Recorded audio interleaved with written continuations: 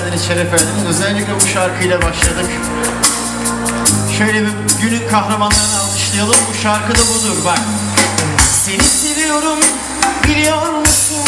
Seni seviyorum, görüyor musun? Gönlümün umudumun onursun. Günler boyu, geceler boyu senle olsam gülüm ben seni seviyorum.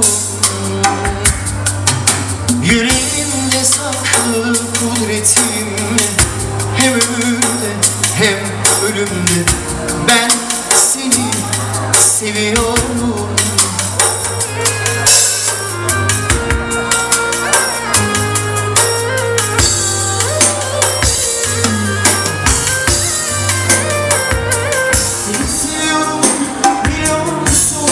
Seni seviyorum, görüyor musun? Gönlümün umudusun, umudum